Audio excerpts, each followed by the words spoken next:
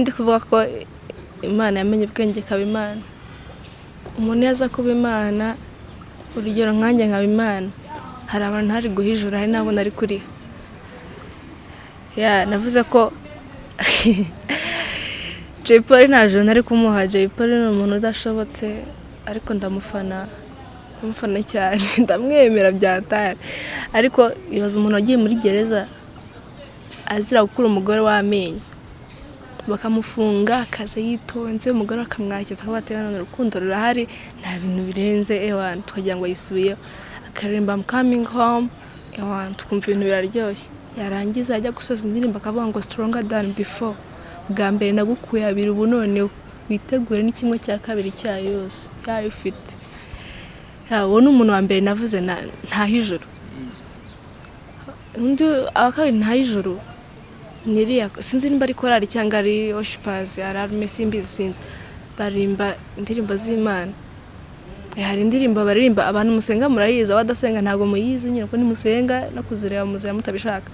Abantu barimba ngo narababariwe umwana w'Imana, oh haleluya, icyubahiro n'ubwiza, batukana Yesu, icyubahiro n'ubwiza ni ibya Yesu. Yesu ni iki?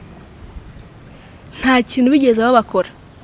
Abo sinabaje, ariko Pasi narimo ko Pasi baramurenganyije. Pasi yaririmbye ibyatsi, nta bintu birenze nzineze. Indirimbo isohoka numvise ko yari ibintu by'ubwenge, ari no kwamagana ahubwo katanabikoresha. Abantu nk'abo ugasanga iyo ndirimbo ngo nuko ari gospel bayikinnye, nta zina ry'ubutore babambuye. Undi muntu rero nahijuru witonda ni Clement ewan aritonda, ibisindi kubivuga ngo ashyire muri Kina Music, rwose Clement aritonda.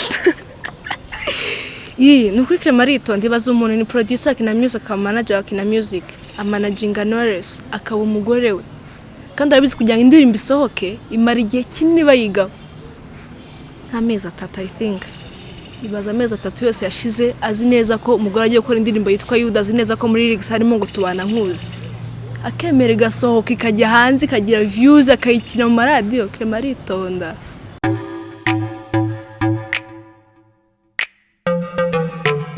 Turi kumwe n'umukobwa wamenyekanye mu bintu bya comedy. Mu minsi yashize hari gitaramo ahetse performingamo cya bigomba guhinduka, akarimo mu bakobwa bagaragaye, cyangwa se n'umukobwa wenyine wagaragaye kuri stage akishimirwa n'abantu benshi. Twashatse kuganira nawe kugira ngo atubwire muri make mu rugendo rwe uko yatangiye, ndetse n'icyo comedy twavuga ngo imugeza ku rungubu. Watangiye twibwira muri make. Murakoze, nitwa Milly Rusumba. Milly Rusumba ni muntu ki, kugira ngo nk'umuntu abonye hari akagufana cyangwa se akagukunda abashe kumenya ibyo ukora, ukubayeho, cyangwa se Milly Rusumba ni muntu ki muri make? Milly ni umuntu uri aho tuworoheje, ukunda kwisekera, ni umuntu ukunda kwishima, ukunda ibyo akora, umuntu ukunda kurya, umuntu ugira ibitotsi byinshi cyane. Watangiye gukora ibintu bya comedy igihe ki? Ibyo nta gihe kinini gishize, nakabaye mvuga ko ari imyaka 2, ariko nawe ntabwo iruzura, hamwe n'igice. Ese ukuntu bimura kiri muto wavuga ngo nge ndumva nzaba doctor, nzaba kuri iki, wumvaga we uzakora bino bintu byo kuba comedian? Shawapi, rero umwana byose umuntu yakoraga babyitaga ubugoryi cyangwa se gukubagana nyine, so numvaga ari ibintu nyine, ntabwo numvaga ko nzaba umukomedian. Cyakoze nakundaga kuririmba, numvaga nzaho umuririmbyi. Bize ngo zinakuririmba?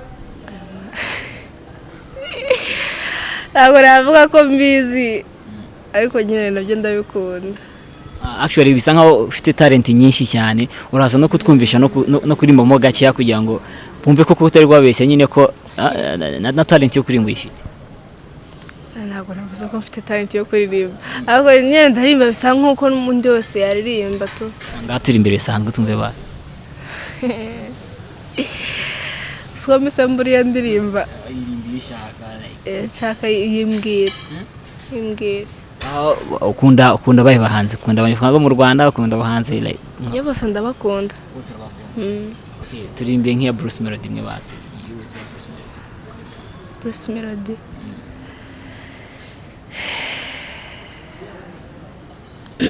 Handi mbasha aherutse gukora se nibuka baba bari kumwe gusa nimba yitwa Power nabundi si irahari twa kwari kumwe na Power nibwo bushobozi iyo nza kuba unyifite nari gukora byinshi Power nibwo bushobozi ibikorwa n'izina nibwo bushobozi. Wow. Aho tubuze no kuririmba nabyo uteganya kuba wabidevelopa nkuko muri comedy tutangiye kubona mu mashow atandukanye. N'ubusanga ndabikora ariko bitari cyane nyine ndabikora bisanzwe nko nkora na comedy. Ese ubona comedy kuko harakona ababyeyi bari hanze yumva umwana we yashaka kuzamu comedian akumva nta kintu bifite cyuma cyangwa se ni akumva ko umwana atajya mu iyo nzira wowe ubona comedy hari ikintu imaze kuyakifuriza n'umwana ko yabikora? Ya irakimaze cyane ku muntu yikunda. Umwana wanjye ntaribi nawe ni akuza yikunda byanshimisha nane mushyigikiramo akayikora nta kibazo cyayo. So far umaze igihe umaze gukora nka stage zingahe umaze kujya mu bitaramo bingahe bya comedy? Ntabwo ari byinshi urebye ni Seka Fest na Kigali International Comedy Festival n'iriya bigomba guhinduka n'utundi dusho dusanzwe turaho. Utujyanje muri make ubona hari ikintu kiri kuvamo tujavuga nyine mu mibereho amafaranga cyangwa se ubona hari ikintu comedy iri kwinjiriza? Yangeranyije uko nyikora nyine n'igihe mazemo ntabwo ari kinini gusa umusaruro nta kibazo. Umaze ku mustari abantu barakuzi. Ese hari impinduka ubona mu buzima bwawe byagize nko mu buzima busanzwe abantu mubana n'iki? Ntabwo navuga ko maze ku mustari biraho nyine tu impinduka zimeze gutubwaho. Onda nkuko mbere turamenyekana wenda ashobora kuba hejite yakunza gufataga cyangwa se no muri keti nahuba hari ukuntu muri system ashaka kugufata. Ubona hari itandukaniro hari ukuntu bagufataga mbere nuko bimeze uko? Ngarira ko ngiye birambabaza nyine nk'umuntu akubonye musanzwe muziranye akakubana kuri social media nyine atari we wishyizeho tangira kwandikira yemeze biti iki n'iki wenda ukuntu message nyinshi zizari kuri WhatsApp ukabibona nyine ashize igihe wasanga message zigutuka nizo ziruti zigusuhuza wigize umustari iki n'ibiki ngo yamba ntimuvugisha abantu ibintu nk'ibyo kandi nta n'ibintu biba birenze ubusa nabwo ko ndi umustari koko. Kuri umustari byo kuba twavuga abantu barakuzi kandi icyo tuvuga ku mustari ko ufite abantu bakuzi bakurikirana ibikorwa byawe bya buri munsi. Ese ubona we kuri wowe ibyo bintu bite kuko abantu byo bivuga kenshi ngo umuntu azwi umustari atanyica ku bantu bakuvuganaga mbere cyangwa iki? Ubona we kuri we nta kintu cyahindutse nyine ukuntu wari umeze mbere no kumeza ubu ngubu utangiye kumenyekana?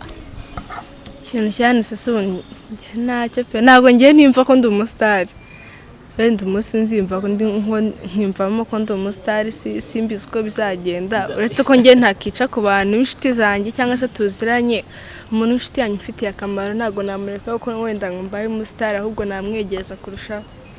Hari abantu benshi bari hano bakina comedy cyangwa se abana bumva bashaka kubitangira nk'inama babagira?